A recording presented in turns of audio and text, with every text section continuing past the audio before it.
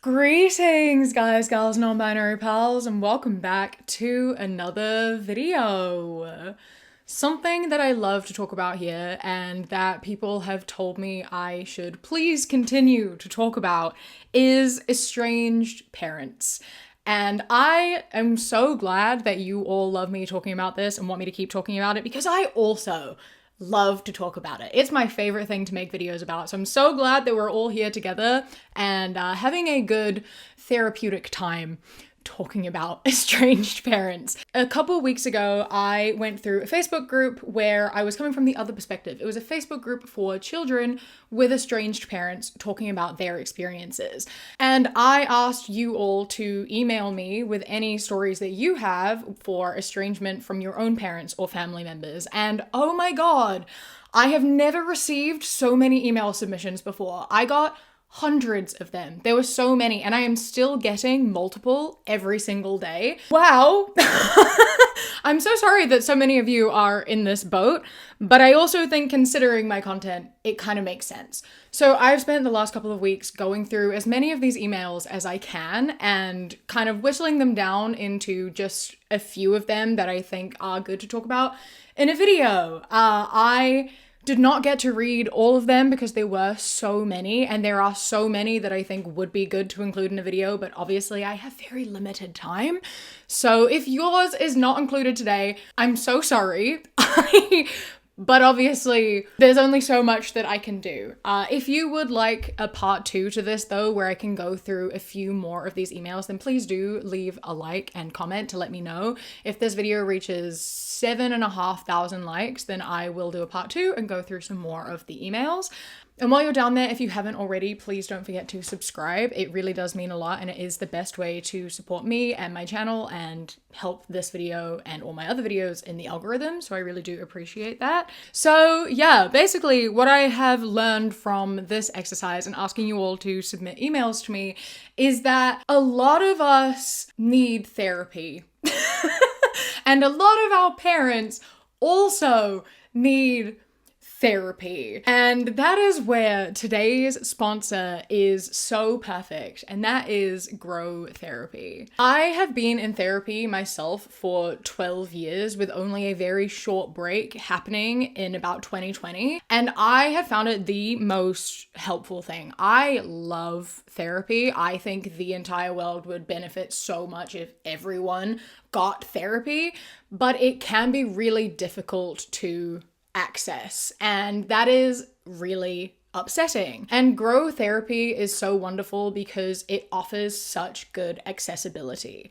It is an online therapy service, but you are able to book sessions that work for you and your schedule for either online or in person. There are thousands of vetted and certified therapists that you can find on Grow Therapy, and you can filter through them and find what is going to match the most with you. Like if you want someone with specific religious background, queer people, anything like that, like you can filter your searches to find someone you think is going to be the best fit for you and find someone who is going to work best for your schedule and just be able to help you and connect with you in the way that is going to work best for you. Another really great thing about them is that they are insurance friendly. They work with 125 different insurance companies across the US, including in some states Medicaid, and it means that some people end up paying absolutely nothing for their sessions depending on what their plan is. This is also really incredible because a lot of these online therapy services work off of a subscription base, but this is not a subscription base. This is a pay per session. You have a session and you pay for that session. And that session is going to fit to your timetable and what works for you. And if you don't vibe with your therapist, that is totally okay. You can go filter through and find a new one that you think you are going to match with. It is so important to find a therapist that you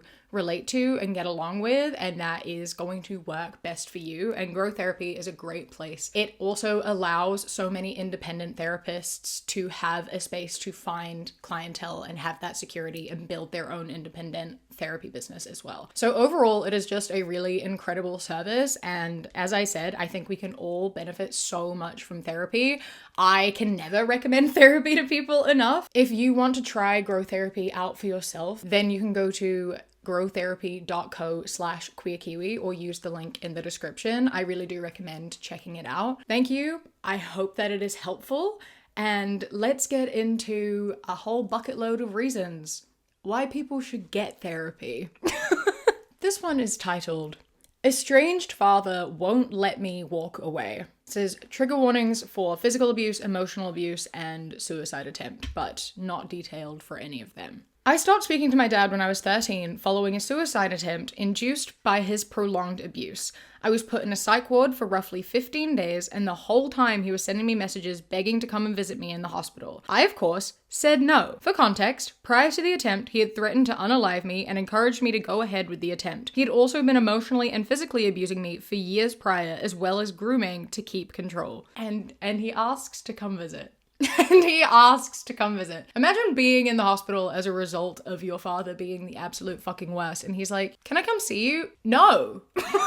No. When I got out of hospital, he was still sending frequent messages begging me to come and see him. Because everything was still fresh, I ended up ignoring him for roughly a year, adamant that I would remain no contact. However, my parents split whilst I was in hospital, and my dad ended up taking our 2 dogs with him. I missed them. It was so painful not having my babies with me when I was already going through such a depressive phase. So I decided that I would visit him for the sake of seeing them. Big mistake. I was at his house and he was fully committed to acting like a good and caring father. I was shocked. He seemed like a completely different man. He went from hating my existence to hugging me and saying that he's sorry for everything he did. Of course, I was thrilled. He's finally changed. I can have my dad back. Then we went to watch TV and I was let down again. More context. When I was 10, my school found out that he was hitting me and social services got involved, which is a large part of why he hates me so much, because I was the one who's snitched on him. I also have a younger sister. She is my dad's pride and joy, his little angel. I spent my childhood sheltering her from seeing any of the abuse, so she still visits my dad even to this day. So depressing when that happens. I'm so sorry. Like, firstly, when parents get mad, or abusers in general get mad when you call someone for help and they're like, dare you ruined the family. You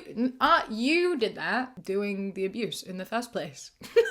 You did that. I don't know how this is my fault. Speaking from a place of experience there, it's what do you mean? How is it my fault that I got upset that you did something fucked up? That doesn't make any sense. Anyway, my sister was also at his house. We were watching football on the TV and she got up to use the bathroom. And the second she was out of the room, something switched. He stared at me from across the room and all the warmth in his eyes from earlier was gone. And he began to go on a rant about how he hates me for betraying him and talking about how he was going to come to my house and unalive me, as well as unalive my mom if she ever decided to date or marry another man. I obviously freaked the fuck out, so I ran upstairs and locked myself in the bathroom, waiting for my mom to pick me up. I am now 18. Every few months, my dad asks me to come and see him.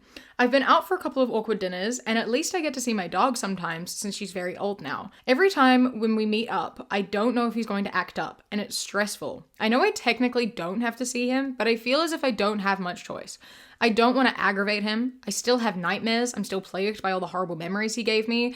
It feels as if he's calmed down a bit with time, but I'm still afraid of him. If I don't visit him enough, he bribes me with money or starts using my sister, who is now 14, to guilt trip me.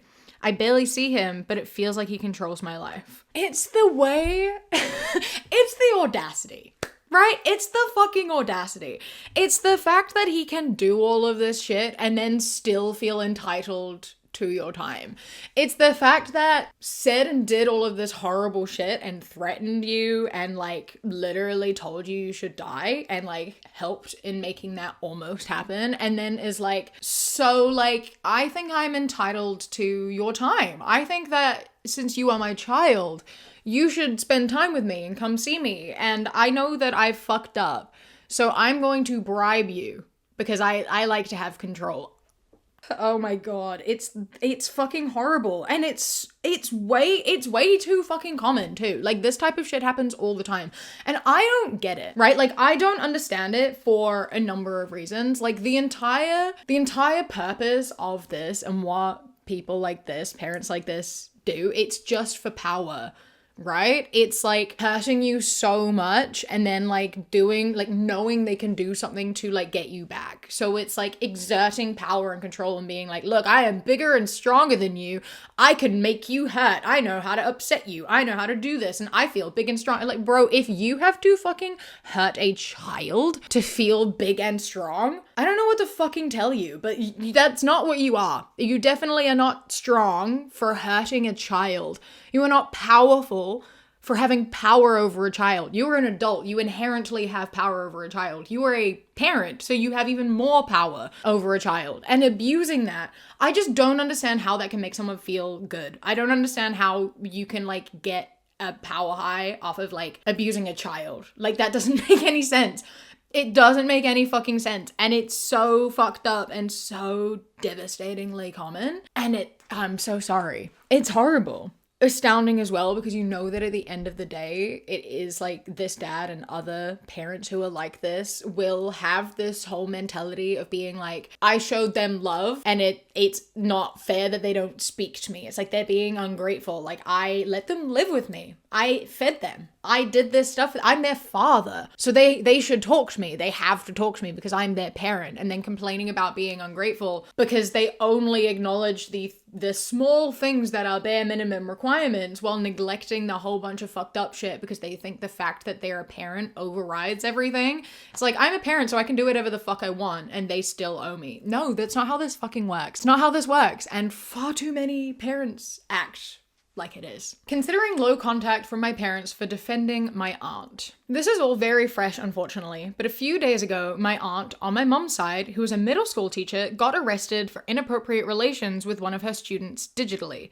texting, photo sharing, etc. Apparently this happened back in 2017, 2018, and the student had come forward recently, and my aunt got arrested once enough evidence was collected. I was shocked and disgusted and wanted to get it off my chest, but I couldn't think of any other family members that I would be able to tell besides my mom. I wanted to talk to her privately, but my dad barged into the room in the middle of me telling her this. This is normal for him. That's a problem in itself. After I shared this, they both started telling me about how they knew about this at the time it was happening, and they had felt bad for her because my aunt's husband, who also knew, was blackmailing her to get away with abusing her. Her husband is also a terrible person, I think. I do not understand how people can't comprehend that two things can be true at the same time. I just don't understand. This woman can be a horrible person and also a victim. Both of those things can coexist. She can be a perpetrator and an abuser and also a victim of abuse. And being a victim of abuse does not make this okay. It does not make this okay. Parents can feel bad for her for the abuse that she is suffering from, whilst also being like, holy shit, this is fucked up and I need to report this to police. Because, you know, imagine if it was their kid who was the middle schooler who was texting a teacher. I'm sure they'd probably that teacher to be reported, right? Like, it's the lack of empathy here of being like, oh, but I feel bad for this woman because she's being abused by her husband. What about the child that was being abused by their fucking teacher? What about them? What about them? Like, it's horrible that she was being abused by her husband. Obviously, that's not good, and I'm sorry that that was happening, and he is a bad person too, for both the fact that he had this information and wasn't reporting it, and also for blackmailing, and also for abusing her. Like, those are all bad things. He's a bad person too, and he should also face some sort of punishment for that. But she is also a bad person. She's just also a victim, you know? Like, having trauma doesn't mean you can just do shit.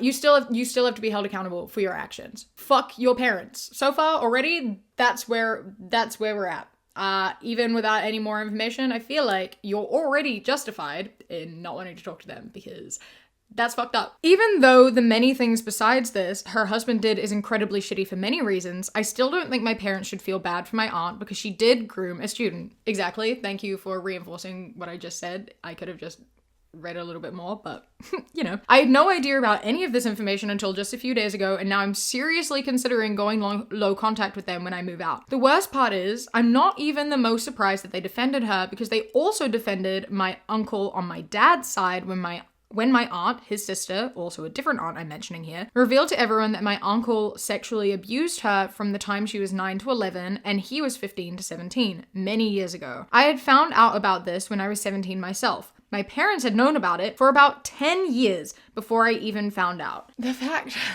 that they defended him already fucked up. Defended him, didn't tell you, and then presumably allowed this man around you while you were a kid and growing up. And like, I know that he was technically a kid when this abuse was happening, but I also don't see that as something that you can just forgive. And like, as soon as someone becomes an adult, you're like, oh, you know, you were a child then. We'll just let it go. We can move on. You've grown. No, I think that if you are like sexually abusing someone when you were a teenager, I don't really think that there is going to be much change when you go into adulthood unless you have faced serious repercussions for those actions, like genuinely, and been forced to reflect on that. And even then, I think it's at a push, especially if it's lasted years. And considering he didn't face that and instead he was defended, and this poor young girl had no support. Like, there's no way he learned and grew and did any reflecting and is like a different, better person now because he never had to confront that or like do anything about it. And so I just truly just don't think he should have been allowed around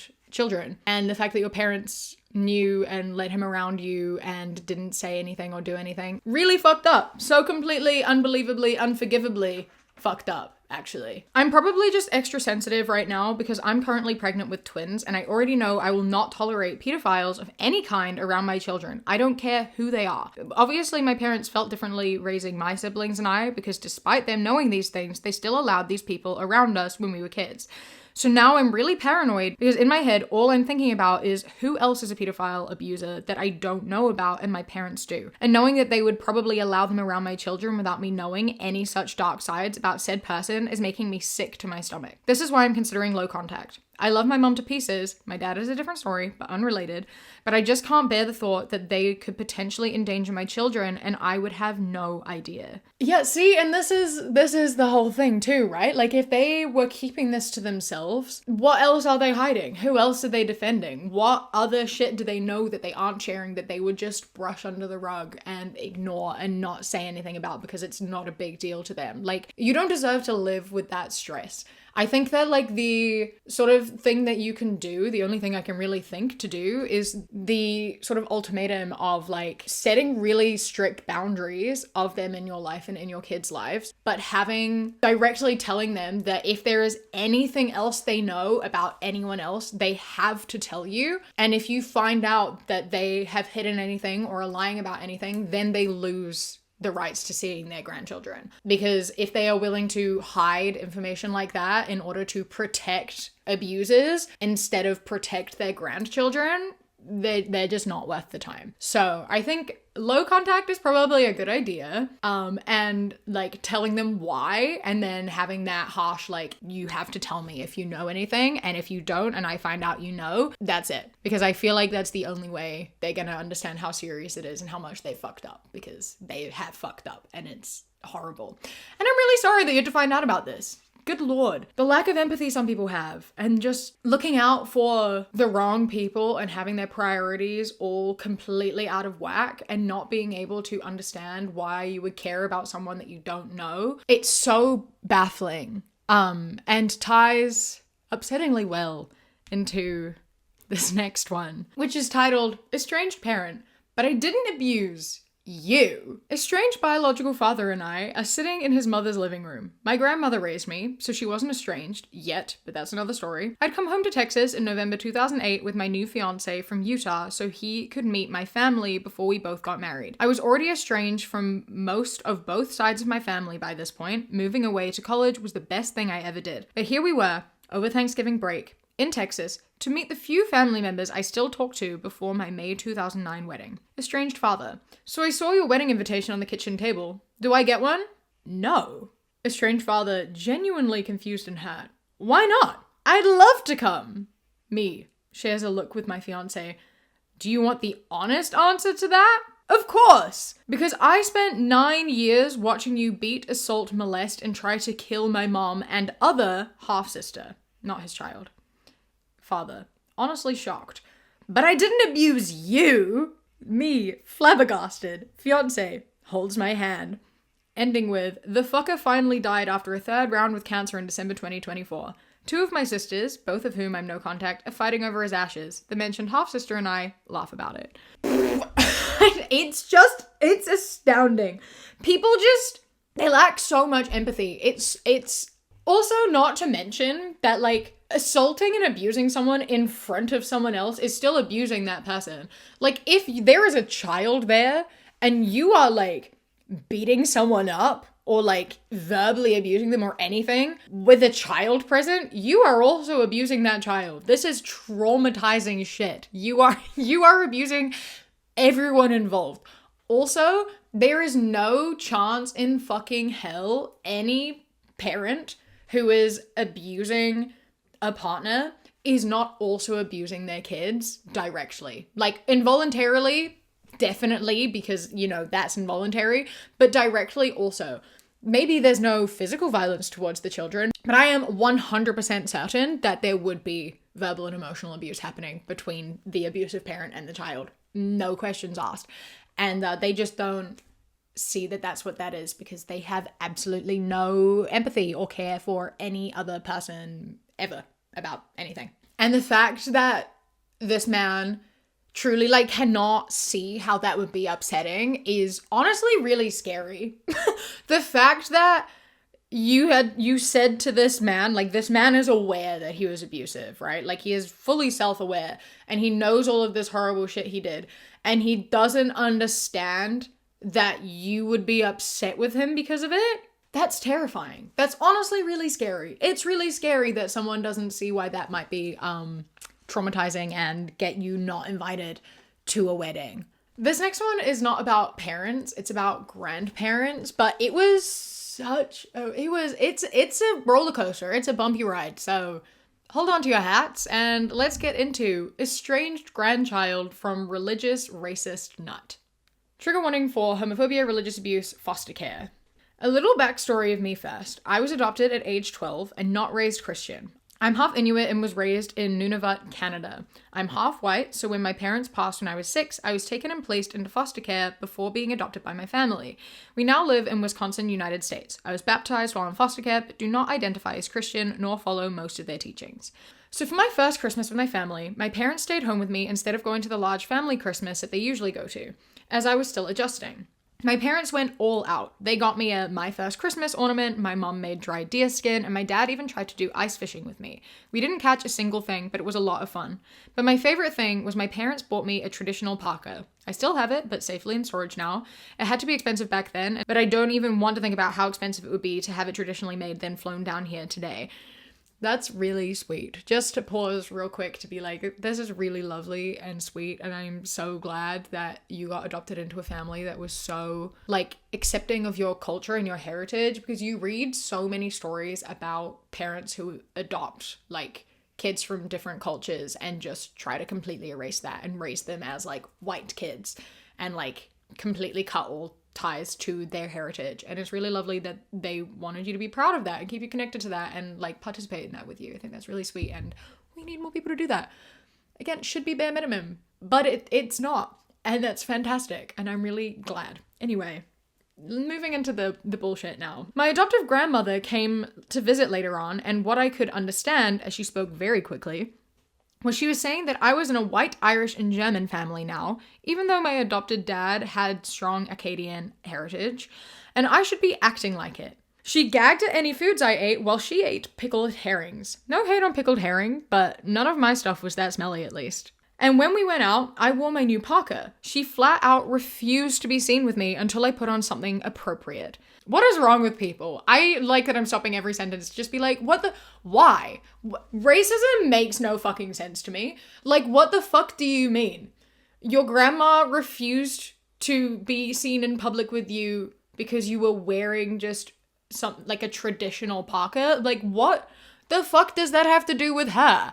That makes no sense. My dad took me out while my mom set some ground rules with her mother. It worked for a while. I do not know how much my parents had to shield from me though, so I could have just not heard or seen the vitriol I know she has for me. Later on, when I came out as bisexual, I made sure not to tell my adoptive grandmother.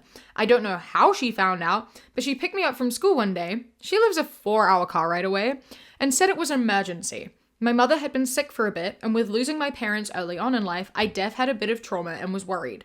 I got in easily. Turns out the emergency was her trying to take me to conversion camp. An Amber Alert was put out and she was arrested for the first time. Oh my god.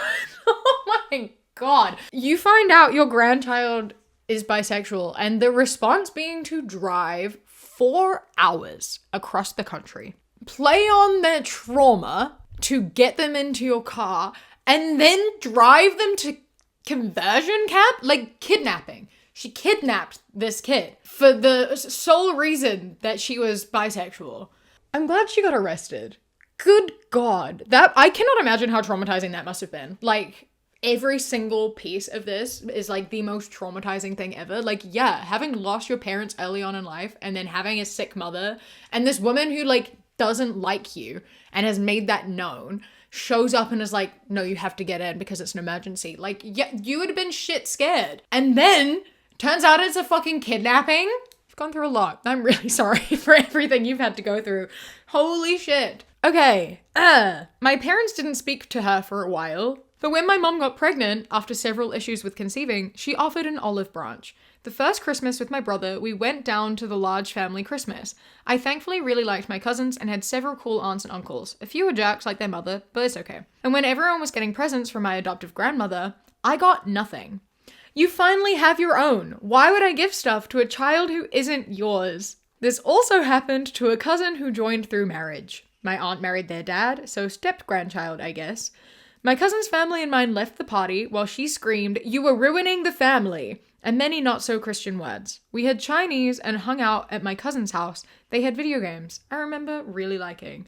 I like that we did just revolve back around to that first point of the, like, people treat adoption in a really horrible way, and she's just one of them. The people who don't view adoptive children as, like, real family are just the most selfish people ever, because it really comes down to, like, they will not love someone that does not come from them. Like, it's not their genetics. And I think it's made worse when adoptions happen when they're a bit older too, because at least when they're a baby, these people have more time to like imprint on them, right? Like if this person was adopted as a baby, then this grandmother could have squashed out all the like connection to the culture and heritage, right? Like she would have been able to very easily put shame into this child for being like, no, we don't talk about that. We aren't connected to that. That's not you. You are in a white family. You are a white person, and like help to erase that culture and also, you know, instill all their values. Whereas when someone is adopted a bit older, they obviously have a background. They have a personality. They have opinions. They are already like a developed person. They're still developing, but they're like, you know,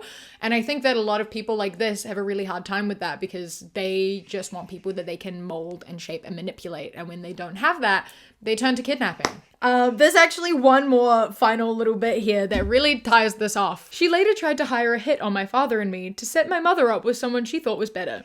We don't talk to her anymore. She tried to hire a hit? How do you even figure out how to do that?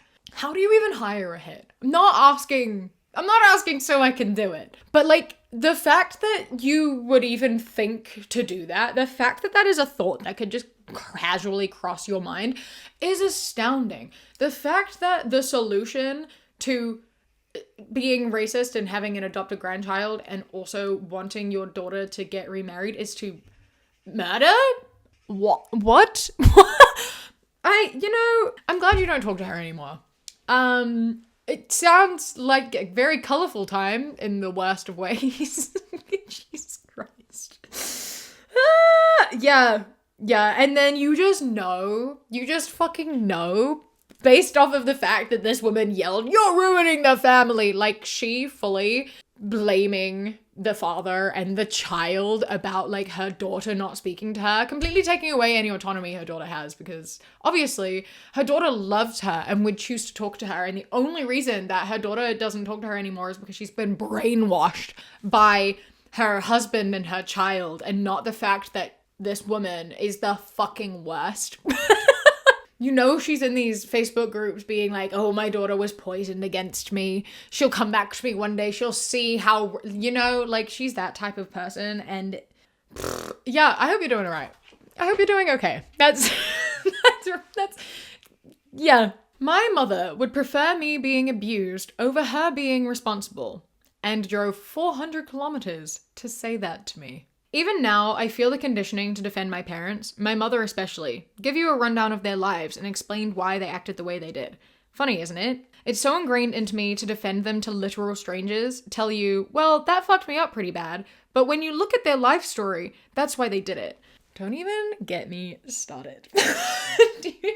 Listen, this is the little behind the scenes things that you don't see is my thoughts of making these videos.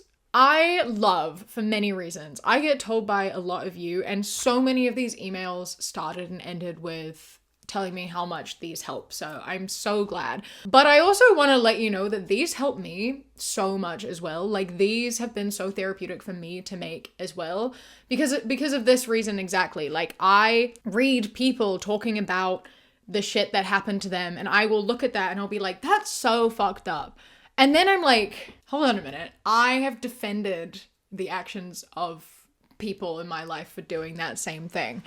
And realizing that I have this like double standard. And like sometimes I'll read things and people are talking about them being fucked up and I'm like, well, it's not that bad, purely because it's something that I've experienced, and confronting that it's bad means that I have to confront that it's bad. And it's really helped me acknowledge things that aren't okay. It's helped me learn better boundaries and to enforce those.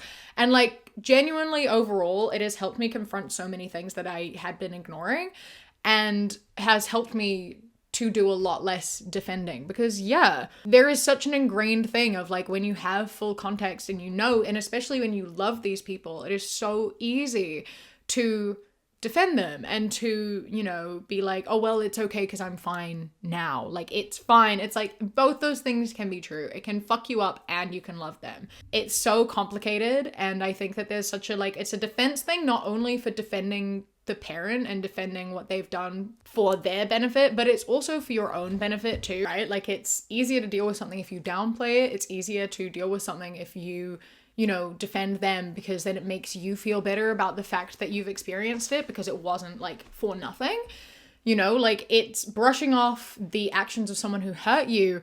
Kind of like, it doesn't make the pain less, but it helps you pretend that it does, right? It's such a complicated, layered sort of thing. And I also find myself catching myself a lot defending the actions of people who have hurt me for this reason of being like, it wasn't that bad, because if I admit that it was that bad, then I have to deal with the fact that it was that bad, you know? And if I defend their actions with reasons as to why they did those things and why it makes sense, it makes it feel like it was worth it, but it's not. And this is a habit we have to grow out of. And I'm glad that you recognize that. And I hope more people also recognize that. Because once you start recognizing these patterns and what you're doing, it helps you to, you know, move past them, overcome them, and like, at the very least, acknowledging them makes you aware. And even that is like a step in itself. I've been no contact with my parents for some years now, and reduced contact before that drastically because dealing with them was just so frustrating. You could gather all your energy and tell my mother, listen, what you do is hurting me. It's stressing me. Please stop. And then she'd launch into a monologue why what she's doing is right and good for you. Frustrating, I tell you. Here is the actual story I wanted to tell you. One day, my phone rings. She was blocked on Messenger, but could still call. And my mother asks if I'm still at work. I can tell she's in the car. I say yes. What's wrong? Assume an emergency. She doesn't want to tell, just wants to meet me at my work. I work 400 kilometers away from her. I don't know exactly how far that is in terms of time, but I know it's really fucking far, and like several hours. If you go 100 kilometers per hour on a motorway, that's 4 hours if you're just on motorway. So, a while away.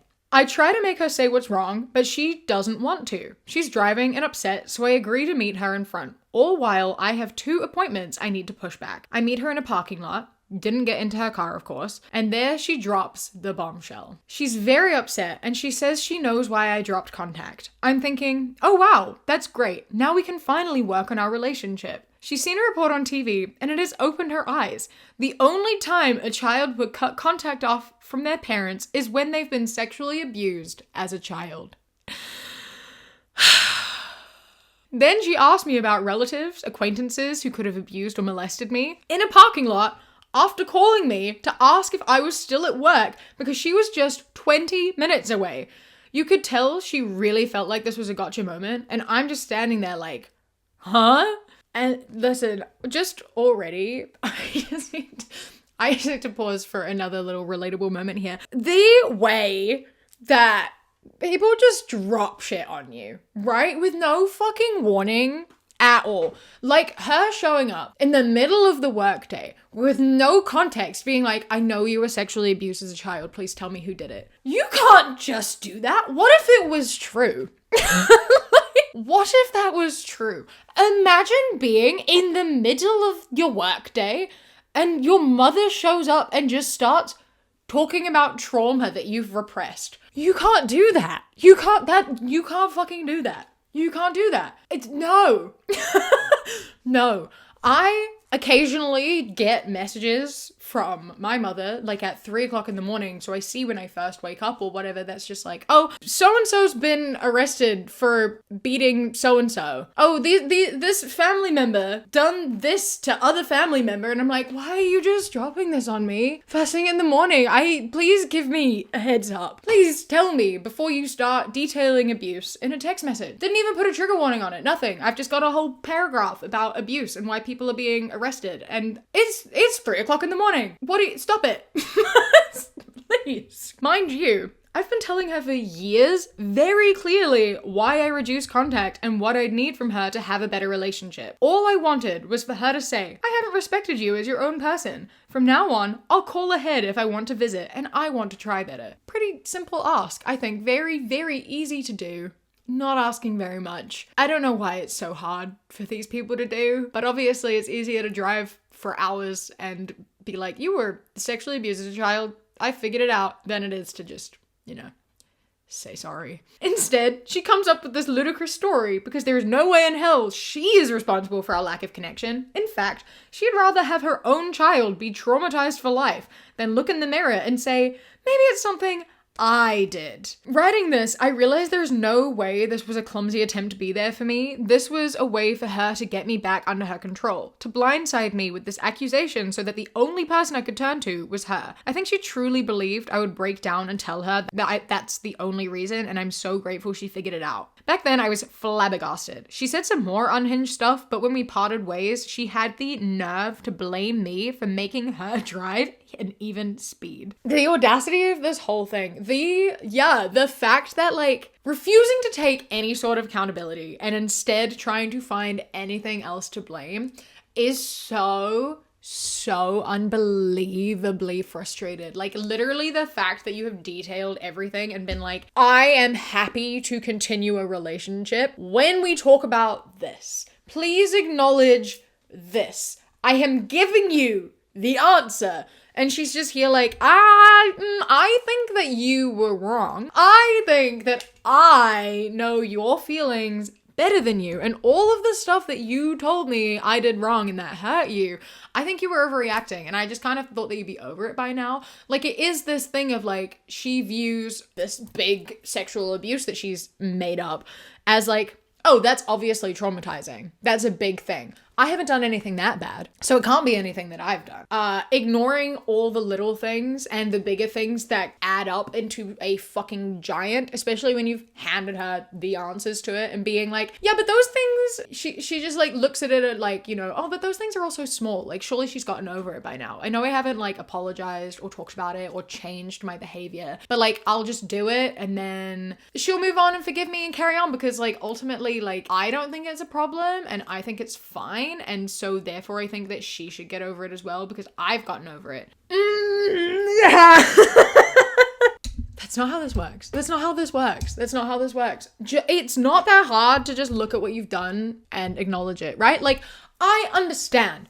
It's hard to accept that you've hurt the people you love. I understand that there's a difficult thing to do. It is much nicer to, be like, oh, this other thing hurt them. Because then it means that you don't have to accept that you've hurt them because hurting someone that you love is upsetting. However, that doesn't actually help the situation and it doesn't unhurt the person. The best way to do it is to confront it, acknowledge it, apologize for it, and then stop hurting them instead of ignoring it and keep hurting them. Pretending you don't hurt them doesn't actually mean you aren't hurting them. Acknowledging that you have and then stopping does. It's not that difficult to figure out. The audacity to then blame their child for making them drive all the way there to have this conversation despite them having no part in it really just hammers the point home, right? Like, it really hammers in the idea that this person is allergic to accountability and admitting any sort of mistake, because anything that they've done that's possibly wrong, it's not their fault, then it's someone else's fault. And it really just hammers home the point really nicely. Like, doing all this expecting to be praised for doing something that wasn't asked instead of just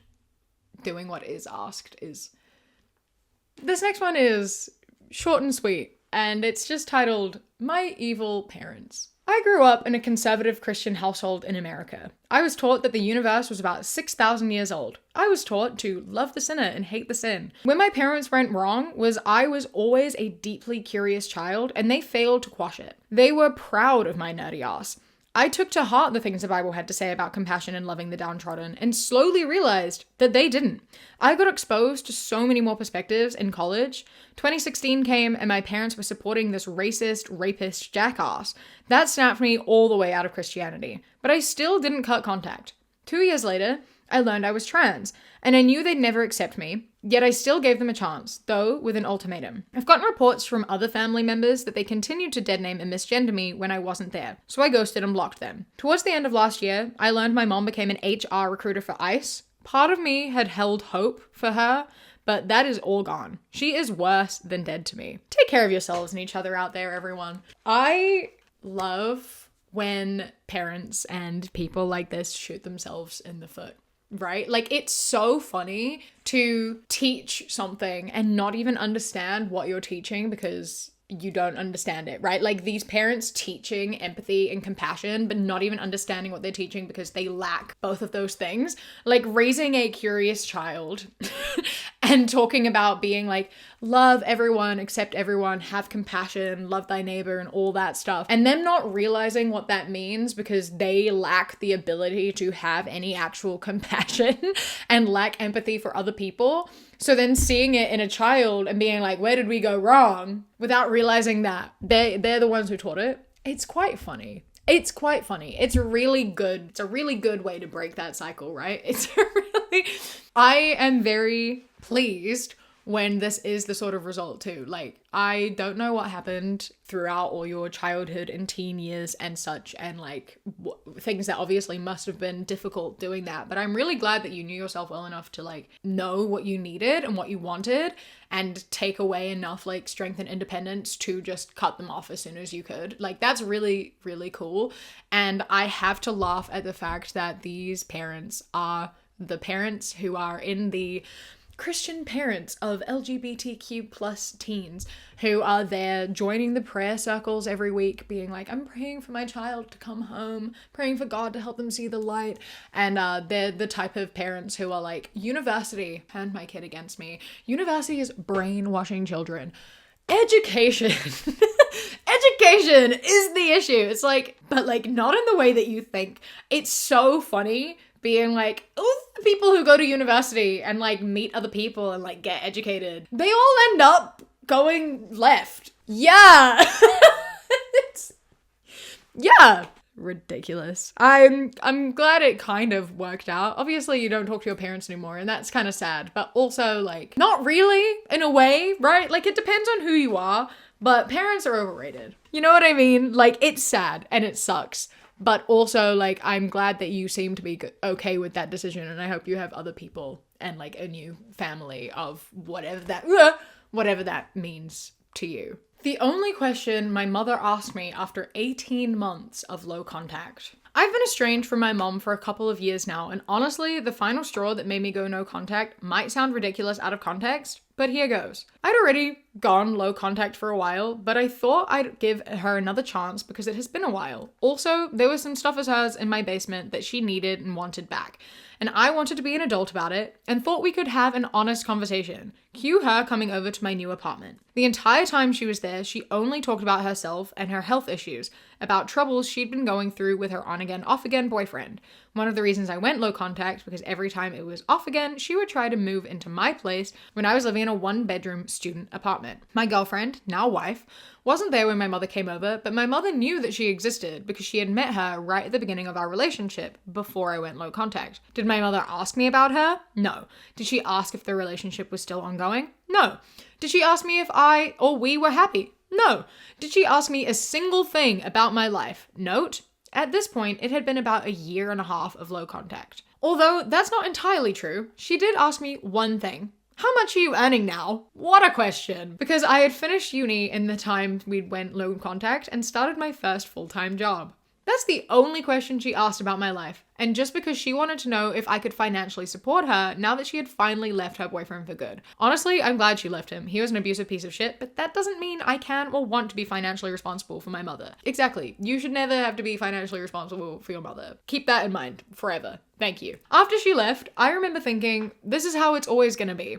It's always going to be about her. Like it always has been. But like I said, this was just the final straw. Some highlights from my childhood include soft trigger warning for emotional abuse, suicidal ideation, abusive relationships, her telling me she didn't care if I got hit by a truck after I went out to cool off after a fight we had. Yes, those were her actual words, although she claims not to remember them. Her making me a promise I'll take her to Switzerland for assisted suicide because of the chronic health condition she has. I was 12 at the time. Her constantly treating me like her best friend and unloading all of her emotional and financial problems onto me from the time I was about 8. I see you. Whenever she had a flare-up from her health condition, it was my fault because these things are caused by stress and you were the biggest stressor in my life. Her telling me my grandmother is evil and wants to poison me against her. Her and my grandmother, her own mother, have a complicated relationship, which was probably the result of both of them being difficult people, but I was 6 and just wanted to spend time with my grandmother. Her constantly telling me my dad was an asshole. They're divorced. Even though my dad was pretty much the only one who gave me routine when I was younger and always paid child support on time, one of the only divorcee fathers I knew who did that. Her telling me that I should go back to my abusive ex if I don't want to have money problems. I was 18 when I left my abusive ex and had to move back in with my mother for a while. The list goes on, and it took me years and a lot of therapy to realize how deeply unhealthy our dynamic was and recover from the things she put me through. I'm honestly in a much better place since going no contact, and I am in a loving, healthy relationship with my wife, and I have a very good relationship with my father and his girlfriend, so it all worked out for the best, I suppose. Hoi, oi, oi, oi, oi. This ending with likely a, why did my kid abandon me? Here are all the reasons. Laid out. Laid out for you. You know, it's always a miracle. Really, the biggest question really is like, it's honestly a wonder your kid stayed around so long. Right? Like that is a testament to their strength and dedication to wanting your love, not to you being a good parent. Yeah, that's something that these parents fail to see a lot of the time. Really glad you went no contact after this. That is like, parents are so entitled. Parents like this are so entitled, right? It's like saying and doing all of this shit and thinking that their kids will stick around just because they're their kids. They birthed you, so therefore they're entitled to your time, to your money, to everything. What is yours is theirs, basically, forever. That's how they see it. They think that because they birthed you and brought you into the world and like provided for you growing up, that they can do whatever the fuck they want. They also think that when you're a kid, you can't do anything, you can't walk away, you can't leave, you are under their control, then their authority, so they can do whatever the fuck they want. They start doing that when you're young, and then you don't see that it's an issue until you're older and you realize that it's not normal. And you start figuring it all out in therapy. And that's what therapy is so good for, is like unwinding all of the little things and like reflecting on things that you didn't realize were an issue. And then you look back and you're like, oh, that actually explains so much. The amount of times I'm in therapy and I start talking about something I struggle with now, and I'm like halfway through speaking and I'm like, maybe that's a result of this thing that happened. And my therapist is like, how have we been talking to each other for 3 years now and you've never told me that? And I'm like, I don't know. I forgot about it until this moment right here when we're talking about something that's kind of related. You know, like it's really, therapy is really good at helping you look at the chain of events and like sort through it and get back to the core and the origin. And you hear a lot of parents hate therapy because a lot of parents are like, therapists always blame the parent. And like, yeah, that's kind of true, but that's also because that's almost always the issue. So I don't want therapists always just blame your parent. Yeah, there's a reason for that though. It's because most of the time that is the problem. So the whole thing with this of like, yeah, figuring it out is so hard, because when you have the relationship with your parent, like in this situation with the mother, of being like, oh, you're my best friend, like confiding in you, putting all this emotional weight and like financial pressure, and like being like, you're my best friend, I love you so much, means that then when they like hurt you, it's like, oh, well, it's, you know, you're my best friend, we have this there's like so many pathways for abuse to come from this, and like emotional manipulation, and like there is so much that comes with the core of like, my child is my best friend, because it means that they're taking a level of responsibility off of them while still having control, and also being able to manipulate the situation in whatever way is fit for them, because they're your friend. And it means that they are able to treat you differently and like put you in the position of being an adult and like being someone who's like mature, and removing their motherly duties at times and then bringing them back at times when it suits them. And it's just like not a healthy dynamic to have. So many of these parents play it as a like, this is a good thing and what's great and you should want to be best friends with your child. No, the relationship you should have with your child and your parent is like, that's not what it should be. I think it's obviously good to have a good relationship with your parent, and I think when you're adults it's a different thing, but when you are a child, like when you are fucking 12 years old, that should not be the relationship dynamic you have with your parent. And yeah, I'm really glad that you are in therapy. I hope that your mother also is in therapy, although I doubt it, because these people often don't like to do that and acknowledge any of their own issues or do anything about it. So I'm glad you're in therapy. I'm glad your life is better since going low contact. I hope that your mom works on herself and sorts out her bullshit. Yeah, so this has been just a few of the emails. Obviously, I did not get to go through very many of them. As I said, there are hundreds of these. So if you want another one, please do not forget to leave a like, comment, and subscribe. And also, while you're down there, this is a reminder that presently I am doing a collaboration with Makeship, where you can buy this cute little rainbow kiwi plush and this, I can't see it because it's tucked into my pants, this be your own rainbow tee with my favorite things, books, my dog. And both of these are available until the end of June, and then they will be gone forever. So do not miss out. It is at makeship.com or the link in the description. I really do appreciate it, and I hope you love them as much as I do. So thank you so much for watching. I hope this was therapeutic. It was therapeutic for me. I hope it was therapeutic for you. And if you need a little bit more therapeutic therapy, then Grow Therapy is down in the description for you to check out as well. So yeah, a huge thank you to my Kiwi Cat patrons: Eden, Amelia, Rain Remaining, Mossy Moose, Bingo Bango, Who Ate My Mango, Kiarum, Bug Loves Cats, Kojo, The Beebs, Tess, Bree, Chastity, Beckett, Prismatic Petey, Sushi Kawaii, Phil the Duck, River, Queen Glimmer, Ella, Mr. Noodle, Radsack, Knitting Menace, Chris, Ellie, Ikazel, Alexis, and Nevea. I love and appreciate you so much. Thank you so much for joining. I hope you enjoy the rest of your day. Stay safe. Keep fighting. I love you. Mwah. When you close your eyes, you replace